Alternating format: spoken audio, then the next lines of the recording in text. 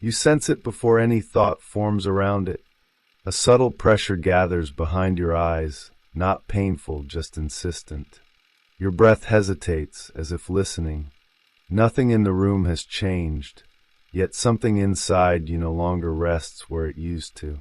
The familiar has thinned. The surface of your life feels quieter, almost hollow, as though a deeper sound is waiting underneath. It does not arrive as insight or realization. There is no sentence you can repeat to yourself. It comes as atmosphere, as weight, as the feeling that the ground beneath your certainties has softened. You remain functional, composed, recognizable even to yourself.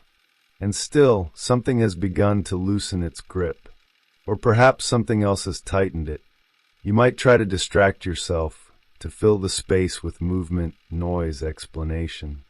But the sensation persists. It waits patiently, like a figure standing just outside your field of vision. You do not see it directly. You sense its presence through the way your attention drifts inward without permission, through the way silence stretches longer than expected. It feels like standing at the edge of a forest at twilight. The path behind you is clear, shaped by habit and repetition. You know how to walk it. You have walked it many times. Ahead, the trees gather into shadow. There is no sign, no warning, no promise. Only depth. Only the sense that remaining where you are now requires more effort than stepping forward ever did. A quiet unease settles in your chest. Not fear exactly. More like recognition. Something in you knows this terrain, though you have never consciously visited it. It is ancient. It speaks without language. It does not explain itself. It waits for you to stop asking the wrong questions. Your mind searches for orientation. It wants cause and effect. It wants clarity, direction, reassurance. None arrives. Instead, there is a widening inner space, like a room whose walls have slowly moved outward while you were not looking. You realize that what is unfolding cannot be controlled or improved. It cannot be solved. It can only be entered. Images begin to flicker at the edge of awareness. A door that opens inward. A mirror clouded with breath. A river moving beneath a frozen surface. They do not demand interpretation. They arise and recede, carrying a quiet authority. You feel them more than you understand them. They touch something below thought. There is a faint sense of loss, though you cannot name what has been lost. Perhaps it is an identity that once held you together. Perhaps it is an expectation you no longer believe in. Whatever it is, it leaves behind a hollow space that does not feel empty for long. Something else begins to breathe there. You notice how your body responds before your mind does. The shoulders soften. The jaw releases. The breath deepens on its own. It is as if another intelligence has taken over the rhythm, guiding you toward stillness rather than action, toward listening rather than doing. You stand at this threshold without instruction. No voice tells you what comes next. No hand reaches out to guide you. Only the quiet certainty that something within you has turned inward, downward, away from the daylight structures of explanation and toward a darker source of knowing. The door does not open yet. It simply remains before you. And in that waiting, you understand this much. The movement has already begun. You are no longer outside what is calling you. You are standing inside the question itself. You step forward without fully deciding to. The forest does not part for you. It closes around you. Light thins, not suddenly, but patiently, as if the world is teaching your eyes a different way of seeing. Shapes lose their sharp edges. What once stood apart now blends, tree into shadow, shadow into breath. You realize how much of your life depended on contrast, on clear outlines, on knowing where one thing ended and another began. Here, that certainty dissolves. You feel watched, not by something external, but by layers of yourself that have waited a long time for this moment. The descent is not dramatic. It is intimate. It happens in small adjustments. In the way your thoughts slow. In the way memory surfaces without context. In the way emotions rise without attaching themselves to a story. A voice appears, though it does not speak aloud. It does not announce itself as wisdom or guidance. It feels more like an echo returning from a place you once passed through without noticing. It asks nothing. It states nothing. It simply moves through you, stirring images that do not belong to waking life alone. You sense the presence of something autonomous within you. Not a function, not a mood, something with its own gravity. It does not obey your will. It does not respond to your preferences. It lives by different laws, older than your sense of identity, older than the roles you learned to play in order to survive. You feel the ego bristle at this realization, instinctively trying to reassert its authority. But authority has little meaning here. The descent does not strip you violently. It reveals you gradually, layer by layer, as if asking you to notice how much you have been carrying without question. Beliefs, ideals, images of who you should be. They loosen, not because they are wrong, but because they are no longer sufficient. You encounter shadow not as something evil or monstrous, but as density, as weight, as all that was excluded in order to remain acceptable, coherent, admired. Faces flicker in the dark, not strangers, but distorted reflections of yourself. Traits you disowned, desires you buried, vulnerabilities you armored over with competence and intellect. There is discomfort here, the kind that cannot be anesthetized with explanation. You feel exposed, though no one is watching. You feel uncertain, though nothing threatens you. It becomes clear that this descent is not about discovering something new. It is about meeting what has always been present, patiently waiting for your gaze. Images deepen, a temple half buried in earth, a fire that burns without heat, a mirror that does not reflect your face, only your posture, the way you stand in relation to yourself. You realize how rarely you have stood this close to your own interior without immediately turning away. Time behaves differently here. Moments stretch and fold back on themselves. Past and present bleed together. Childhood sensations arise alongside adult fears. You notice how the same emotional patterns repeat across decades, wearing different masks, speaking different languages, yet carrying the same charge. The descent shows you repetition not as failure, but as unfinished conversation. A river appears in your inner vision, slow and dark. You sense that it carries everything you refused to feel fully. Grief that was postponed, joy that was restrained, rage that was moralized away. The water does not accuse you. It moves steadily, asking only that you acknowledge its existence. There is temptation to retreat, to return to the surface where language works, where meaning can be summarized and shared. But something holds you here. Not force, not fear, a quiet recognition that turning back would not restore what was lost. The descent has already marked you. You begin to understand that this inner world is not symbolic in the way the mind prefers symbols. It is alive, responsive. It observes how you approach it, whether you try to dominate it with interpretation or whether you allow it to remain strange. The way you move through this space matters more than what you understand about it. You sense opposing forces at play, light and shadow, order and chaos, control and surrender. They do not seek resolution. They coexist, generating tension that feels almost creative. You realize that your suffering has often come from trying to choose one side, trying to eliminate the other, instead of allowing the friction to shape you. The descent teaches you without instruction. It shows you how much of your waking life was spent projecting this inner material outward, onto people, onto ideals, onto enemies and saviors. Here, those projections collapse back into you, not as blame, as responsibility. You feel smaller, and at the same time more real. Stripped of posture, stripped of performance. There is humility in this narrowing, though it does not feel virtuous.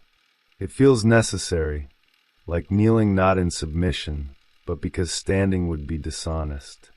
The forest grows denser. The night deepens, yet something within you steadies. You are no longer searching for an exit. You are learning how to remain, to listen, to let the images speak in their own rhythm, without rushing them toward meaning.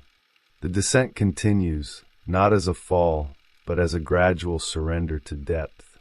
And somewhere in that depth, without announcement, something begins to stir. Not an answer, a presence, a quiet center forming within the tension itself. The presence does not reveal itself all at once. It moves like heat through stone, slowly, imperceptibly, changing structure before it changes sensation. You feel it first as pressure in the chest, a subtle compression that has nothing to do with emotion as you normally name it. It is older than feeling. It belongs to the body before language, before story, before choice. You notice how the images return, not as repetitions but as variations. The forest is still there, yet now it feels less external.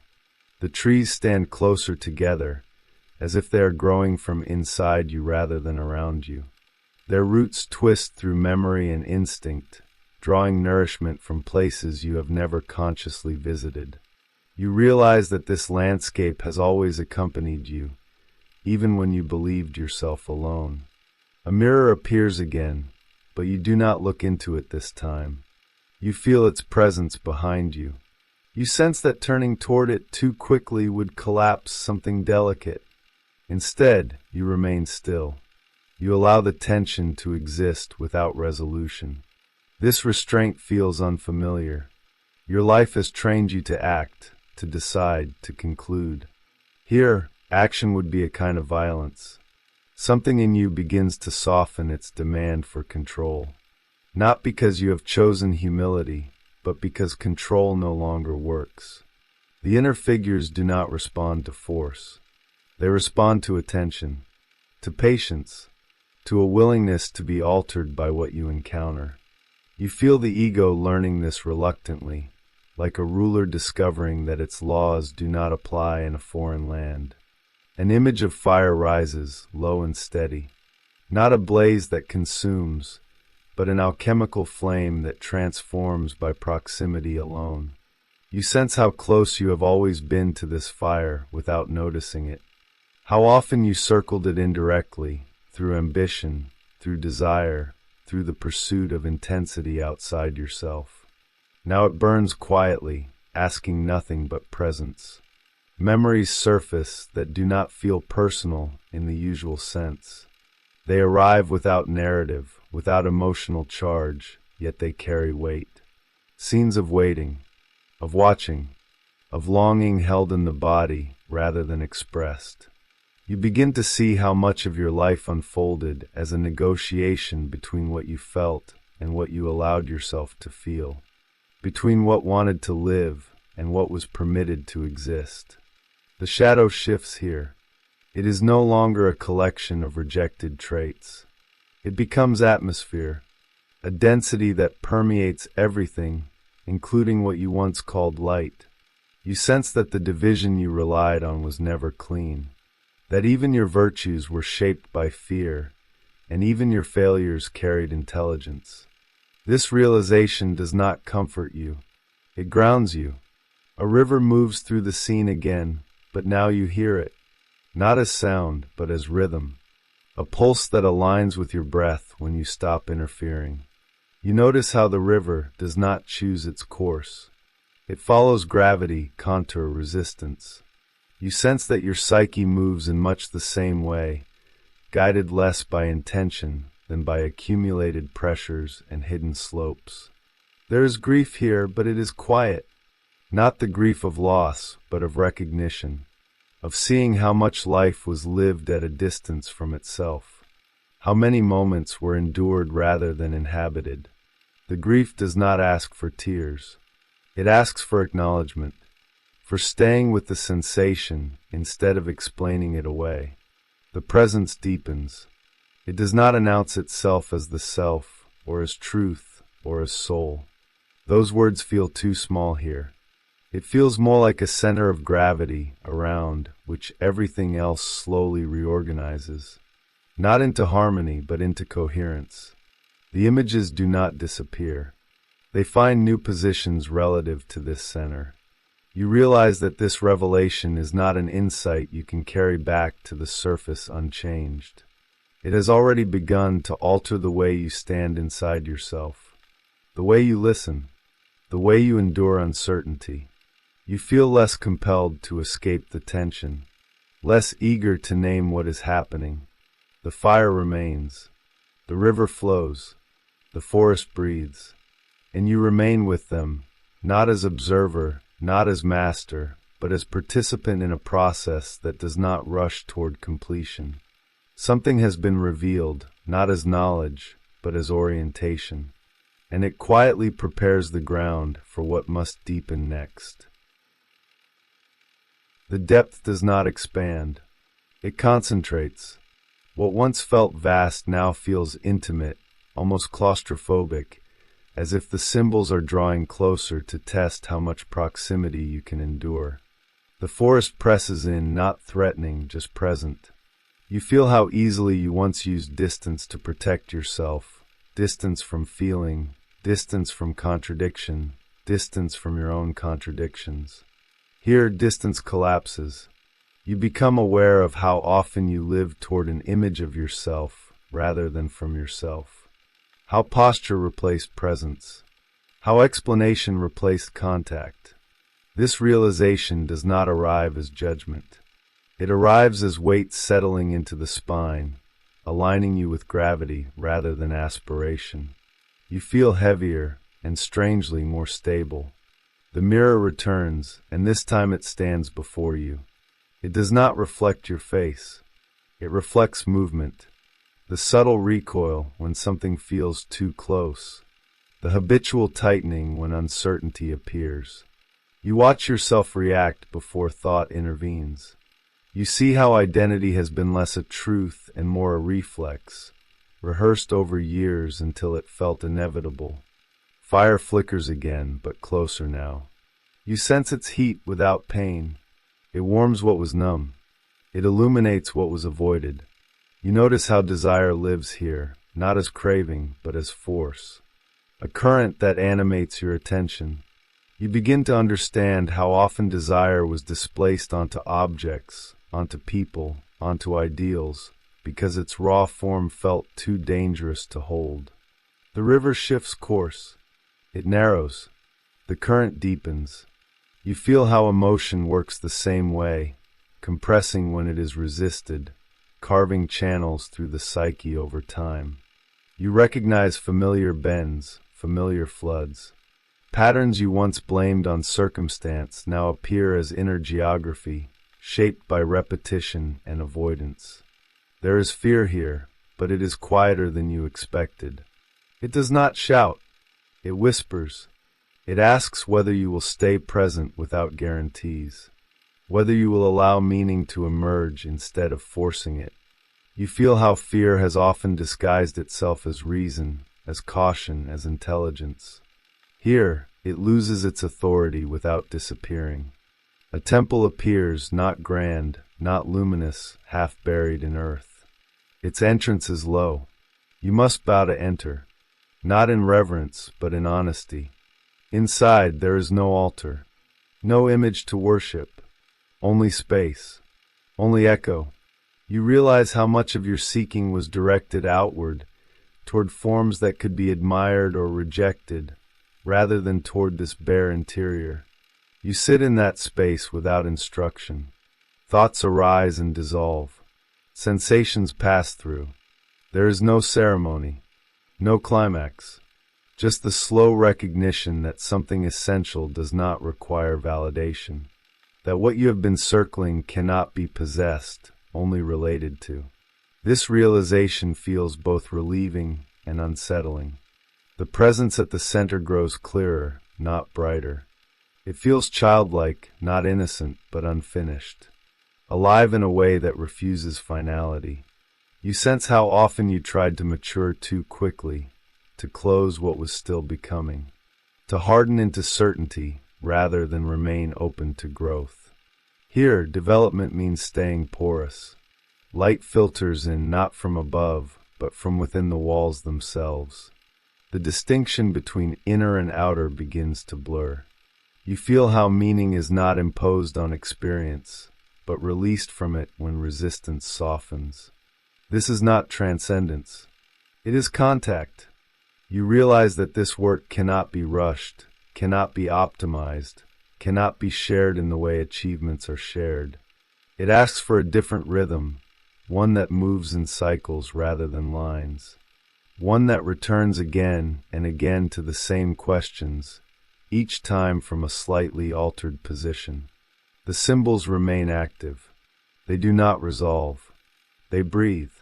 And as you remain with them, something shifts again. Subtle, irreversible. The center holds, not as answer, but as orientation. And you feel the movement preparing itself, quietly, for another turn deeper still. What deepens now is not intensity, but precision. The images no longer arrive in waves. They appear one by one, measured, deliberate, as if the inner world is testing whether you can stay with a single impression without dissolving it into meaning. The forest grows quieter. Even the river seems to slow, its surface smoothing into something almost reflective. You notice how silence behaves here. It is not empty. It presses gently against your awareness, asking you to feel what remains when commentary fades. In that silence, you sense the subtle movements you usually ignore. The slight tightening in the stomach when uncertainty lingers. The impulse to reach outward for reassurance. The habit of preparing explanations before they are needed. A door appears not grand, not symbolic in any obvious way. It looks ordinary, almost forgettable. You realize how often you pass such doors in yourself without noticing them. Moments of hesitation, fleeting intuitions, quiet refusals. You feel how the psyche marks its threshold subtly, trusting that attention will eventually mature enough to recognize them. You do not open the door. You stand before it.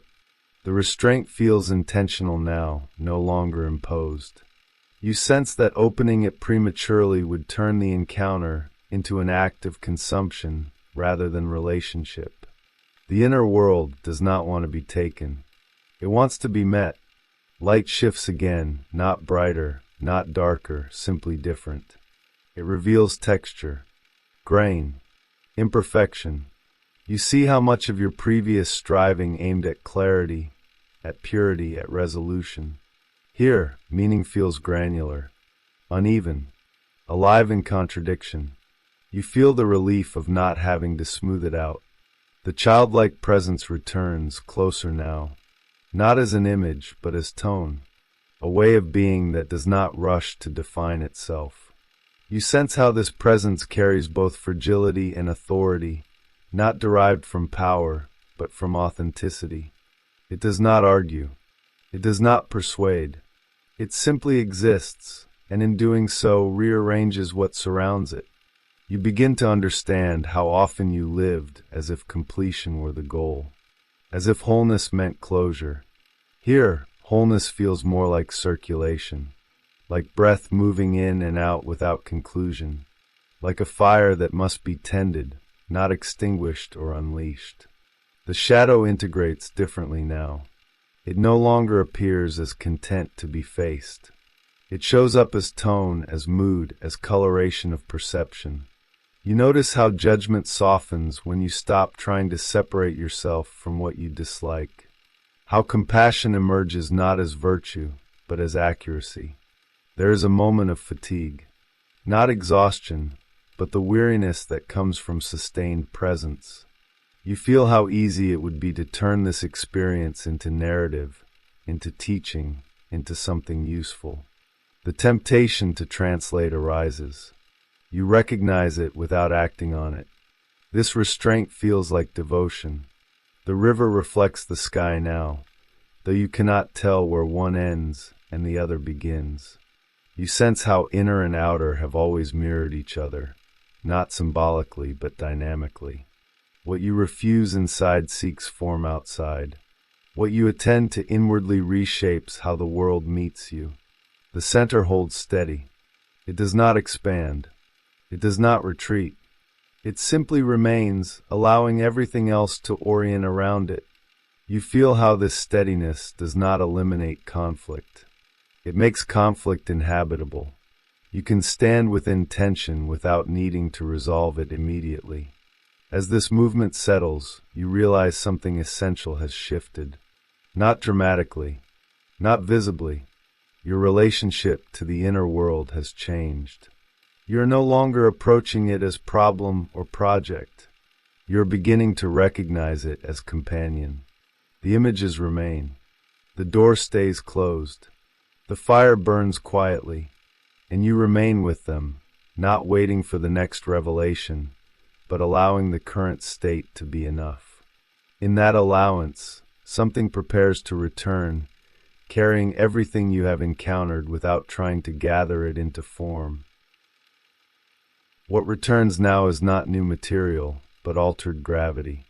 The same symbols drift back into awareness, yet they no longer press against you with the same urgency. The forest still surrounds you, but you are no longer searching for a way through it. You sense how the need for direction has softened into orientation. You know where you are, even without knowing where this leads. The fire remains steady, no longer demanding attention. It burns as if it trusts you now, not because you understand it, but because you have stayed. You feel how trust forms here, not as belief, but as continuity, as showing up again and again without forcing outcome. Something in you learns this rhythm quietly. The river flows on, carrying less resistance. You notice how its movement now feels familiar, almost intimate. You recognize its currents in your daily moods, in the way thoughts rise and fall, in the way emotion moves through the body before it attaches itself to words. The river is no longer something to cross or analyze. It is something you live alongside. The mirror returns one last time, but it reflects less. It no longer shows reaction. It shows posture, how you stand in relation to uncertainty, how you breathe when meaning does not immediately arrive. You sense a subtle alignment taking place, not upright, not heroic, simply honest.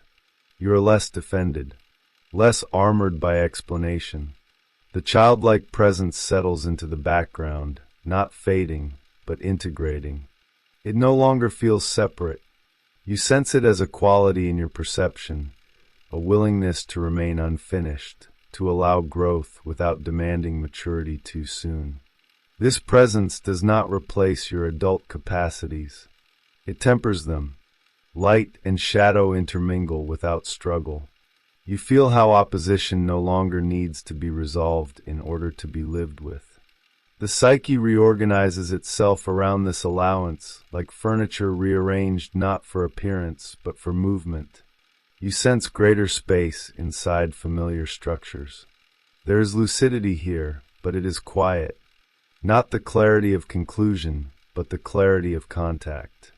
You know when you are avoiding yourself. You know when you are present. This knowing does not scold. It informs. It offers feedback without narrative. The intensity peaks without drama. It feels like standing at the center of a slow-turning wheel, aware of motion without being flung outward. You realize how much effort was once spent trying to escape this center, mistaking stillness for stagnation. Now stillness feels alive. Nothing resolves. Nothing closes. The symbols remain active, circulating through your inner life, no longer demanding interpretation. They have become companions rather than messages. You sense how this state cannot be held permanently, cannot be secured. It must be revisited, renewed, entered again and again. As the movement begins to soften, you feel no disappointment, no hunger for more, only a quiet readiness to return to the surface carrying this altered relationship within you, not as insight but as tone, as way of standing, as way of listening. The energy does not dissipate. It settles. It finds its place in the body, in the breath, in the spaces between thought. And from that settling, something opens naturally, preparing the ground not for an ending, but for continuation. You do not leave this place the way you entered it. There is no clear boundary where the inner forest ends and the outer world begins again. The symbols do not withdraw. They remain faintly present, like a resonance carried in the body, rather than an image held in the mind. You notice this first in the breath, how it moves with less urgency, less demand to arrive somewhere else. The fire does not go out. It lowers itself into embers, into warmth that can be carried without effort. You sense it in moments of pause, in the spaces between words, in the quiet resistance you no longer feel toward not knowing. It becomes less something you attend to and more something that attends with you, steady and unobtrusive. The river continues its course, not as vision, but as rhythm. You feel it when emotions pass without gripping you, when thoughts arise and fade without insisting on explanation, when experience moves through you instead of stopping inside you. You recognize this flow not as mastery, but as familiarity, as something you have learned to live beside. You return to ordinary awareness with altered posture. The world looks the same, yet it meets you differently. Sounds arrive with more depth. Faces carry more ambiguity. Situations resist quick judgment. You sense how easily the old reflexes could return, how tempting it would be to harden again into certainty. That temptation does not frighten you. It feels expected. The mirror no longer stands before you. It has moved inside. You feel it when you react too quickly, when you close prematurely, when you explain instead of listening. And you feel it as gently when you pause, when you allow complexity to remain unresolved. The mirror does not accuse. It reflects. The childlike presence does not demand expression. It infuses perception subtly, keeping things unfinished, alive, capable of becoming more than they are. You sense how this presence resists final answers, not out of defiance, but out of fidelity to life itself. Growth, you feel now, is not accumulation. It is participation. Nothing you encountered asks to be believed in. Nothing asks to be repeated or shared as doctrine. What remains with you is quieter than belief. It is orientation, a way of turning inward without collapsing, a way of staying with tension without demanding release, a way of listening without needing to respond immediately. You understand that this dialogue does not end. It recedes and returns. It grows faint and grows loud. There will be days when the forest feels distant, when the river dries into habit, when the fire feels like memory rather than presence. This too belongs to the process. Nothing here promises permanence. As you move forward, you do not carry conclusions. You carry relationship, a living contact with something that cannot be owned or finalized. It will speak again, not necessarily in images, not necessarily in words, but in the subtle shifts of attention that draw you back toward yourself. And even now, as this moment settles, you can feel it, the quiet continuation, the sense that something remains awake within you, patient, listening, breathing alongside your own breath, not waiting for an ending, simply staying.